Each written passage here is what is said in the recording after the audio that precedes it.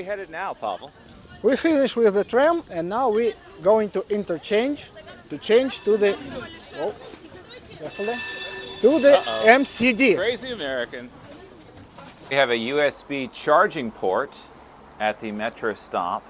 Our cameraman today is again Josiah, and our production assistant is, of course, Christoph. Your son offended that woman. Hello again and welcome to Expat American. I am the Expat American, this time here with my friend Pavel, who is not an American. He is not an expat. He is our first 100% Russian on this show, if you don't count my wife, and I don't because I married her. And today we're going to look at Russian transportation. Pavel is an expert with this, Russian machinery exactly. And if you're like me, you're from the West and you've been raised with this idea that Russian equipment and machinery is not that great, we're going to go through the city of Moscow and he's going to enlighten us. Pavel, as a person who lives in this city, who grew up in Moscow, Russia, what would you like to say about this subject of Moscow transportation and machinery in general for Russia? Yes, для тех, кто понимает русский, подтверждаю, что я русскоговорящий, для меня русский родной язык. I was born in Moscow, I lived here since then. And today Joseph, my friend, asked me about taking the tour of Moscow public railway transport systems. Not the whole, but some parts. In particular, the monorail, the tram system, and the MCD, Moscow Central Diameters, they call them, but it's not a diameter actually. Let's get to the first place. It will be the tram in Strogino station. Near the Strogino station, you can see behind us is the metro station, also Strogino called.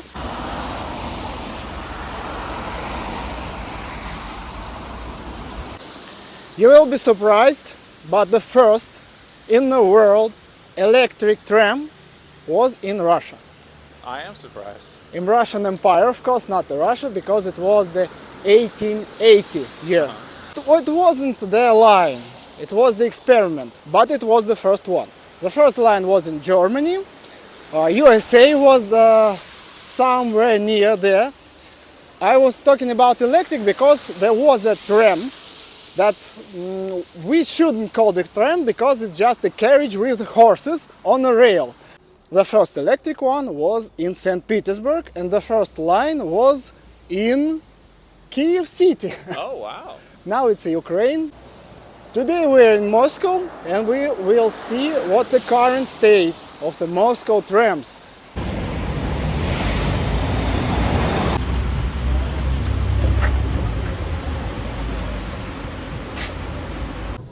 So we get into the train, now we have to pay for it. In Moscow we got these cards. Of course you can use any card, bank card, credit card. It doesn't matter if it has NFC technology in it. So there is card readers here in trains. Me and Joseph have similar cards but programmed differently so we can see the difference. I lose my 23 rubles, now the Joseph, and he doesn't lose any. The difference between cards only in program. This card is universal, we can use it in metro and other public transport, any public transport.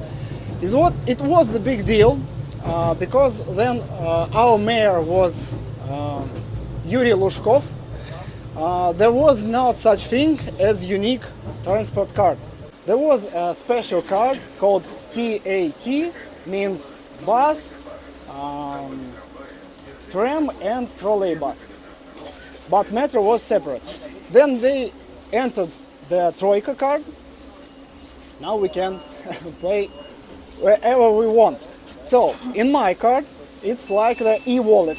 I just put the money in it and spend it. And Joseph's card are different because he paid for the whole year and now he doesn't have to pay every time he enters any type of transport.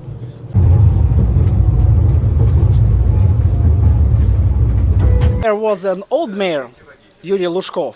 He just abandoned this whole system of tram. And when he changed to the Sergei Sobyanin, new mayor, he started the program of reconstruction, rebuilding the tram systems. All the trams lines are new, this train are new. Nowadays we got three types of trains in service. This one called Vitis M. Vitis is old Russian ancient knight, means it's completely Russian. Also we got the first in service in new lines is Pesa, Polish trains. They still in service, but they changed to the new one. Then the time passes. And the third one, the newest one, is Lvyonak, the baby lion called trains. It's similar to the Vitis M, but a bit different. I feel like I've seen these things like in movies in Europe, these type of trams. So you're saying they're completely Russian, or some of them are Russian? This one, yes, it's a Vitis M, as I told you. So I know you in USA completely destroyed the tram system that was earlier. But there is a heritage, streetcars, you call them like that, the heritage, in San Francisco, for instance. They're not electric in modern way, it's a cable cars. It's like the one that they pulled and push in cable. Yep. They're not going by itself. So we're changing to the MCD, MCD in Russian, or Moscow Central Diameters, as I told before. And now we're going to see the completely new trains, not like in tram. So this one particular is D2 called. D2 meaning it's the second diameter, but it's not technically a Yes, diameter yes. shape. Of course, the diameter is a line that connects 2 points on the circle, but not going through center. Going through center. This one doesn't go through center, still diameters. Of course, you understand that Moscow is a capital. It's a big city, so all traffic goes in, traffic goes out. All these lines, no matter how you call it, diameters or not, are the old ones, the old rail systems.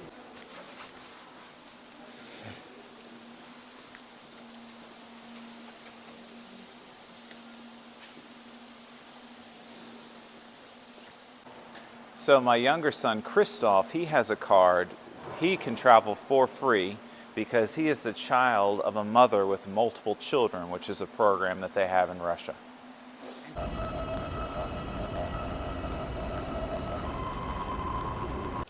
So tell us more, Pavel.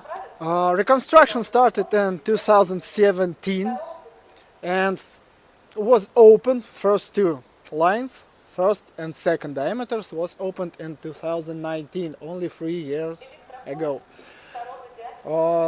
In plans there is a five lines.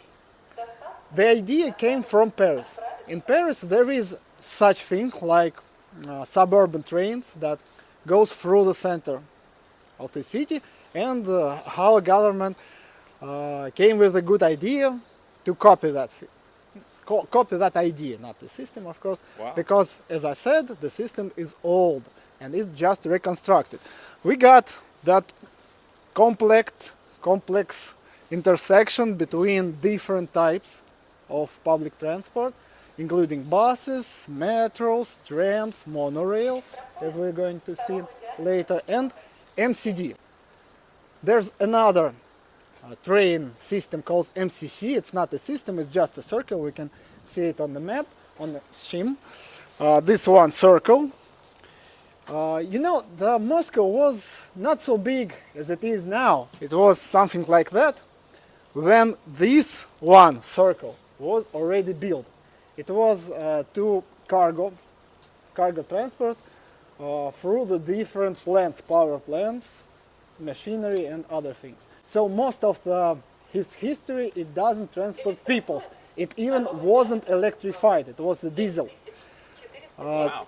Yes, and this one, MCC, Moscow Central Circle, was reconstructed earlier than MCD, Moscow Central Diameters. It's stupid names, 3 letters, all confusing people. This one was in 2013, as I recall correctly, started and opened in 2016.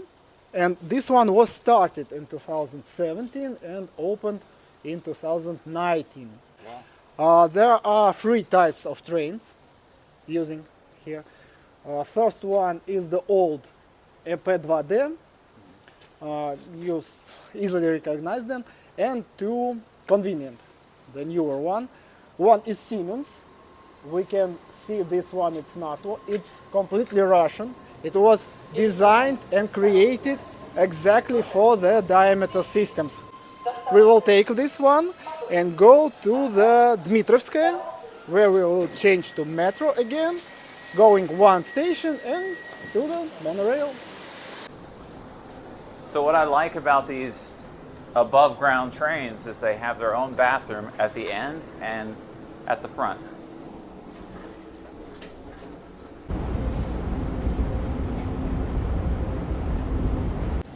It's actually Pavel, Josiah and I were on the big circle in the last video. Now we're standing in the newest train in Russia. It's called Ivolga. Ivolga is a small bird. It's even the second generation. There was a first one. You can easily distinguish it by odd looking eyes, binocular eyes focusing forward the head of the train. Oh, okay. The second one doesn't have. It got the big LCD screen showing where are we going. We need to that station, but it's lacking the English translation, as I see. It has all you need. The heat, the conditioning, it's quiet, it's convenient. I don't really know what's bad about this train, I can tell.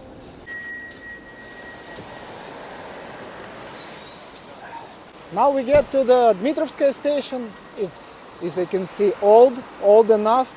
It's not convenient, not as convenient as the first one on Shukinskaya, where we take the train.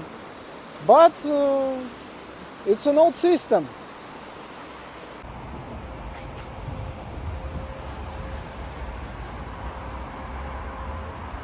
Christoph, it's snowing.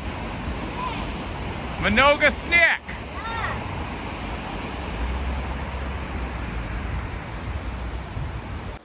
Here's the old one, the EP2D, no names, no birds' names, only digits. EP2D, electric train, какой-то, не помню, пригородный, suburban, second generation, with Demikhovsk plant. This is the main train in Russia, main suburban train. This one is the first generation of Ivolga train. As I said, you can distinguish it by its eyes.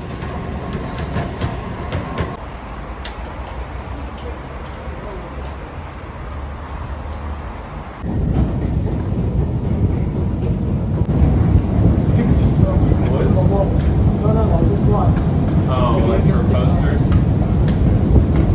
There was more commercial. Right. Until the mayor changed. They decided to remove all the commercials from transport. Oh, really? Okay. Yeah, I remember seeing this train station. It was everywhere. I would vacation here. It was everywhere. They decided we don't need it.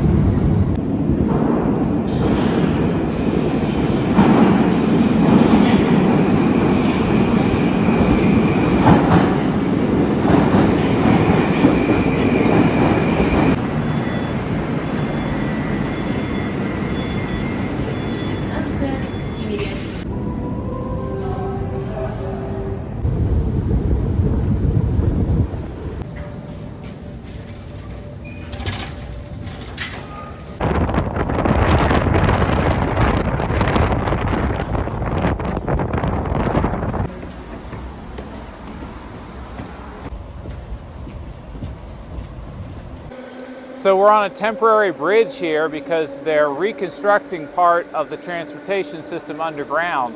And if you look off the edge here, you can see where they're digging it out.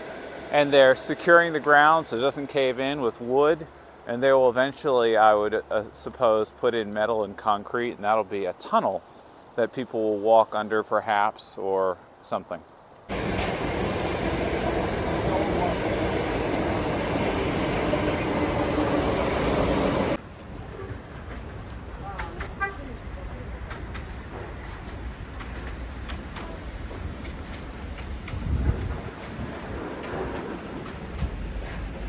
Hey Pavel, what is the name of your YouTube channel so people can look you up? It's very simple. It's Pavel Kabanov.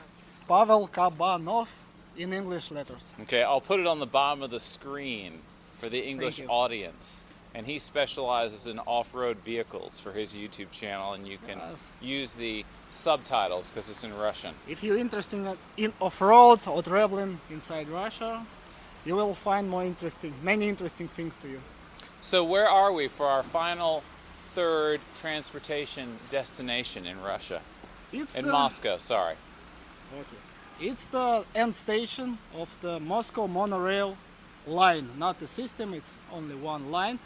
It's a unique one. It's the only one in the world left in service with the electric liner motor. No moving parts, no rotational, convenient motors. The coils placed inside this rail and the coils inside the train itself. From 2017, it's get back to its original state, that it was used for excursions only purpose. The train left only half an hour, so like transport is completely useless now. It was constructed in 2001, started the construction in 2004, it was ended, and it was opened on excursion mode. So it was 50 rubles for the one ride. For you to understand, the metro was costing 13 rubles, not 15. Wow. 4 times, almost 4 times more. So no one actually used it until 2008, when the cost was lowered and became the same as in metro, and it became part of the metro 13 line. And only 5 years later it goes back to what we got now.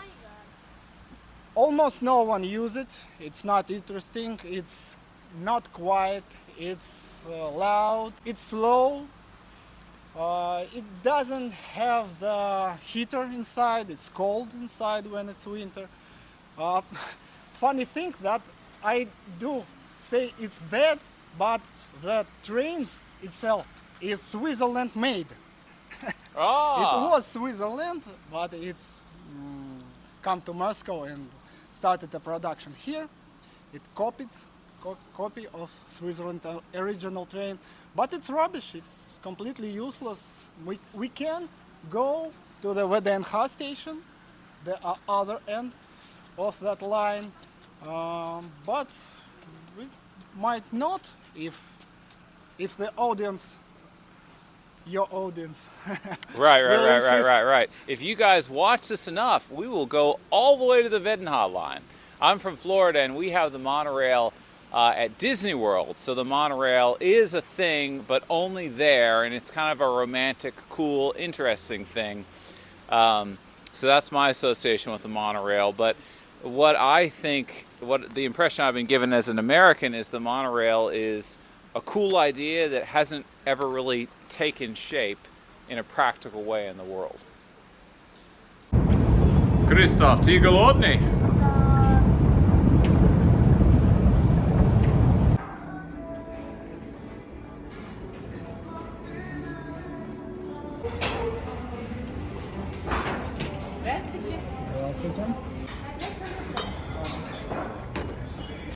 So we are at Mumu Restaurant, traditional Russian bistro cuisine. Krzysztof has borscht, Russian soup, and some bread. Josiah has a Russian sausage and a beer. I have grenki and borscht. And what do you got there, Pavel? Soup, pear soup, гороховый soup, пирожок с мясом, and cup of tea. Very simple. Okay, so what do you think of our tour of Moscow's transportation system? Click like, click subscribe, leave a comment, ring the bell notification, and click the box to see what happens next.